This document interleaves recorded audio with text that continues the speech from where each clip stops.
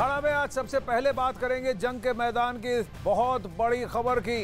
रूस भले ही यूक्रेन को घुटनों के बल लाने के लिए उस पर ताबड़तोड़ हमले कर रहा है, लेकिन यूक्रेन जिस तरह से पलटवार कर रहा है वो रूस के लिए बहुत बड़ी चुनौती बनता जा रहा है।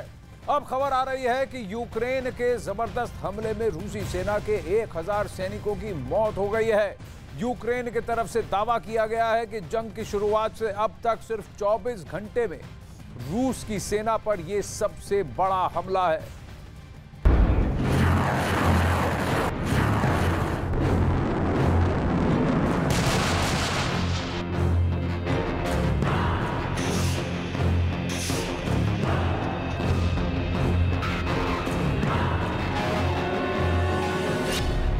यूक्रेन की सेना का भयानक बदला।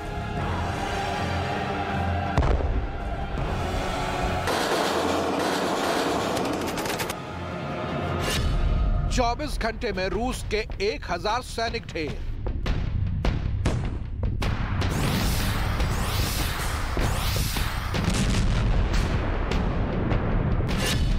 पुतिन की बर्बादी का ब्लैक डे।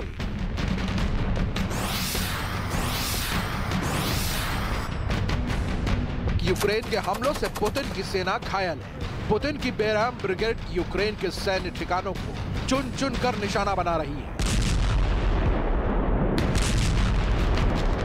यही वजह है कि जेलेंस्की की सेना अब घायल शेर की तरह हो चुकी है। जैसे रूस के सैनिक अब तक यूक्रेन के सैनिकों को टारगेट कर रहे थे, ठीक वैसे ही यूक्रेन की सेना भयानक बदला लेने पर आमादा है।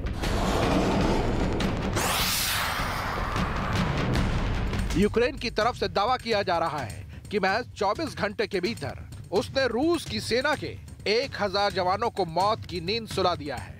यूक्रेन की तरफ से जारी आंकड़ों के मुताबिक पुतिन की सेना के लिए बीता संडे किसी ब्लैक डे की तरह था, क्योंकि इसी रविवार को यूक्रेन के जवाबी हमले में रूस की सेना के 950 सैनिक मारे गए।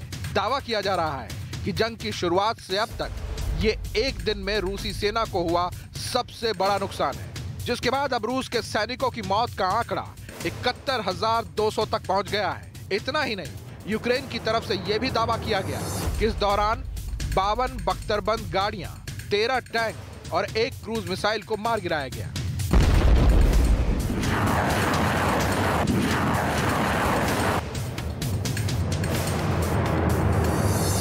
बताया जा रहा है कि रूस की सेना को इतना भारी नुकसान डोनेत्स्क और लेमान जैसे इलाकों में उठाना पड़ा।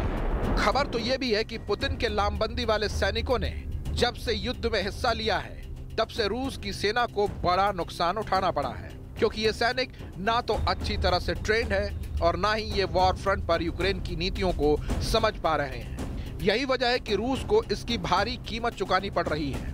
उधर यूक्रेन के भयानक हमलों के बीच पुतिन की सेना की तरफ से भी बड़ा दावा किया गया है। रूस की न्यूज एजेंसी TASS की तरफ से दावा किया गया है कि महज एक हफ्ते के भीतर कीव में यूक्रेन के 2500 सैनिकों को मार गिराए हैं। एजेंसी की तरफ से कहा गया है कि यह आंकड़ा एक हफ्ते पहले मारे गए सैनिकों की तुलना में 1.5 गुना ज्यादा है। रिपोर्ट में यह भी कहा गया कि 17 से 23 अक्टूबर तक यूक्रेन को कई मोर्चों पर भारी नुकसान उठाना पड़ा है।